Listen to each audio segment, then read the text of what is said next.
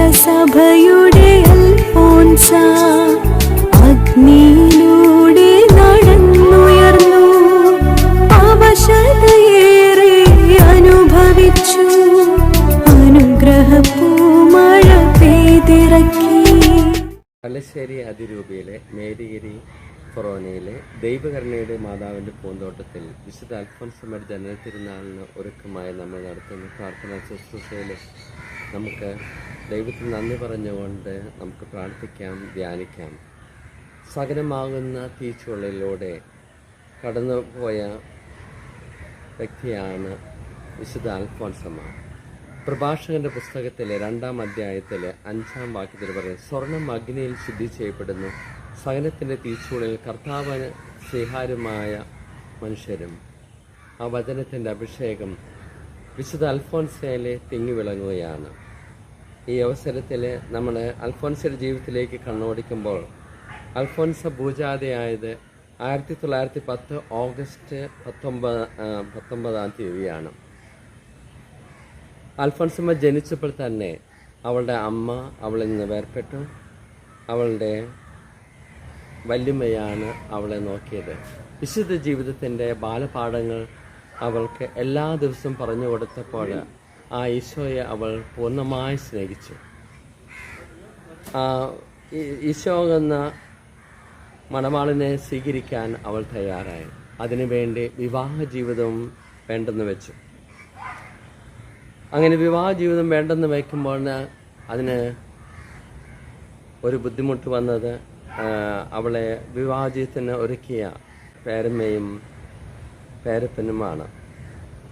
ആ വിവാഹ ജീവിതത്തിന് സമ്മതിക്കാതെ വന്നപ്പോൾ തൻ്റെ ജീവിതത്തിലെ സഹനത്തിലൂടെ അതിന് ഒരു ഉത്തരം കണ്ടെത്തുവാനായിട്ട് അവൾ പരിശ്രമിച്ചു. അതിനായിട്ട് അവിടെ ഉള്ള ഉമിത്തിയിൽ അവളുടെ കാല് മുട്ടിക്കാൻ ശ്രമിച്ചു. അതോടെ അതിൽ വീണു. ആ സഹനത്തിലൂടെ അവൾ ഈ ലോകത്തിൻ്റെ ജീവിതത്തിൻ്റെ നശ്വരതയെ മനസ്സിലാക്കിയപ്പോൾ അവളതെല്ലാം സകലതും തൻ്റെ മണവാളനായിട്ട് കാഴ്ചവെച്ചപ്പോൾ അതൊരു സഹനത്തിൻ്റെ ബലികല്ലായിട്ട് അവൾ തീർന്നു. ഈ അവസരത്തിൽ നമ്മൾ ചിന്തിക്കേണ്ടത് യോഹന്നാൻ്റെ സുവിശേഷം 12-ാം അധ്യായം 24, ഗോതമ്പ് മണി നിലത്ത് വീണ് അഴിയുന്നില്ലെങ്കിൽ അത് അതേപടി ഇരിക്കും, അഴിയുന്നെങ്കിലോ അത് വളരെ ഫലം പുറപ്പെടുവിക്കും. അവൾ ഒരു ഗോതമ്പ് മണിയായി അഴിഞ്ഞപ്പോഴാണ് വിശ്വാസമാകുന്നതിലൂടെ സഹനത്തിൻ്റെ ശക്തിയെ അവൾ തിരിച്ചറിഞ്ഞത്. കർത്താവ് അരുളി ചെയ്യുന്നു, ഇവയെല്ലാം എൻ്റെ കറിവേലയാണ്, ഇവയെല്ലാം എൻ്റെ തന്നെ. ആത്മാവിൽ അനുതാപം എളിമയുണ്ടായിരിക്കുകയും എൻ്റെ വചനങ്ങൾ ശ്രവിക്കുമ്പോൾ വിറയ്ക്കുകയും ചെയ്യുന്നതിനാണ് ഞാൻ കടാക്ഷിക്കുക. അപ്പോൾ അവൾ ആത്മാവിൽ അനുതാപപ്പെട്ട് എളിമയോടെ തൻ്റെ സകലമാകുന്ന കുരിശുകളെ എല്ലാം സ്നേഹത്തോടെ സ്വീകരിച്ചു. മറ്റുള്ളവർ കുറ്റപ്പെടുത്തുമ്പോഴും അവൾ ഈശോയിലേക്ക് നോക്കി, ഈശോയുടെ സഹനത്തിൻ്റെ കുരിശിലേക്ക് നോക്കി ആ സഹനത്തെ എല്ലാം സ്വീകരിച്ചുകൊണ്ട് അവൾ തൻ്റെ മണവാളിന് തൻ്റെ ജീവിതം കാഴ്ചവെക്കുകയാണ്. വിശ്വാസമാകുന്ന ജീവിതത്തിലൂടെ സഹനത്തിനെ കാഴ്ചവെച്ചപ്പോൾ അവൾ അതിൻ്റെ ജീവിതത്തിന് അർത്ഥം കണ്ടെത്തുവാനായിട്ട് അവൾക്ക് കഴിഞ്ഞു.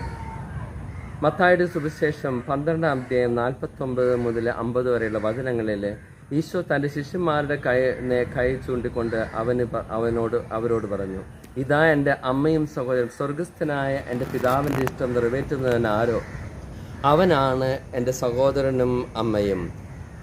ആ വചനത്തിൻ്റെ അഭിഷേകം അൽഫോൻസമ്മയിലൂടെ തിങ്ങി വിളങ്ങിയപ്പോൾ അവൾ ഈശോയുടെ പ്രീതിക്ക് പാത്രമായി.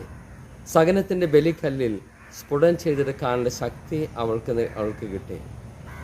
അന്നക്കുട്ടിയാകുന്ന അൽഫോൻസമ്മ തൻ്റെ സകലതും ത്യജിച്ച് ലോകവും അതിൻ്റെ മോഹങ്ങളും ക്ഷണിക്കുമെന്ന് ചെറുപ്പത്തിൽ തിരിച്ചറിഞ്ഞപ്പോൾ എല്ലാ നശ്വരങ്ങളായി കണക്കി നശ്വരമായതിനെ വിട്ട് അനശ്വരമായതിനെ തേടണമെന്ന് അവളുടെ ആത്മാവ് മന്ത്രിച്ചപ്പോൾ അവൾ സകലതും ആ കുരിശിലോട്ട് ചേർത്ത് വെച്ചു. തൻ്റെ സഹനങ്ങളെല്ലാം കുരിശിലോട്ട് ചേർത്ത് വെച്ചപ്പോൾ അവൾ അതിൻ്റെ മഹത്വം കണ്ടെത്തി. ഞാൻ എൻ്റെ ജീവിതത്തിലൂടെ സഹനത്തിൻ്റെ നിമിഷങ്ങൾ, രോഗത്തിൻ്റെ നിമിഷങ്ങളിലൂടെ കടന്നു പോയപ്പോൾ അൽഫോൻസമ്മയുടെ ജീവിതം എനിക്ക് ഒരു പ്രചോദനമായിരുന്നു. ചെറുപ്പകാലത്ത് അൽഫോൻസമ്മയുടെ നൊവേനയും മറ്റുള്ളവർ പറഞ്ഞിരുന്ന അൽഫോൻസമ്മയെക്കുറിച്ചുള്ള കഥകളൊക്കെ എൻ്റെയും ജീവിതത്തെ സ്പർശിച്ചിരുന്നു. ആ സഹന സമയത്ത് ദുഃഖങ്ങളിലും വിഷമങ്ങളിലും കടന്നു പോയപ്പോൾ അൽഫോൻസാമ്മയുടെ പ്രചോദനം ഉൾക്കൊണ്ട് ആ കുരിശിലെ ബലിയിലെ എൻ്റെ ജീവിതം കാഴ്ചവെച്ചപ്പോൾ, ആ കുരിശിലെ 3 ആണികളോടെ എൻ്റെ ജീവിതം കാഴ്ചവെച്ചപ്പോൾ എൻ്റെ സഹനത്തിന് അർത്ഥം കണ്ടെത്തുവാനായിട്ട് കഴിഞ്ഞു. അതുപോലെ മറ്റുള്ളവർക്ക് വേണ്ടി സഹിക്കാനും മുന്നോട്ട് പോകുവാനും എനിക്ക് കഴിഞ്ഞു. ഈ ജന്മദിന അവസരത്തിൽ അൽഫോൻസമ്മയുടെ ജീവിതം എല്ലാവർക്കും, എനിക്കും നിങ്ങൾക്കും പ്രചോദനമാകട്ടെ എന്ന് ആശംസിക്കുന്നു. നമ്മുടെ കർത്താവായ യേശുക്രിസ്തുവിൻ്റെ കൃപയും പിതാവായ ദൈവത്തിൻ്റെ സ്നേഹവും പരിശുദ്ധാത്മാവിന്റെ സഹവാസം നാം എല്ലാവരും കൂടി ഉണ്ടായിരിക്കട്ടെ, ഇപ്പോഴും എപ്പോഴും എന്നേക്കും. ആമേൻ.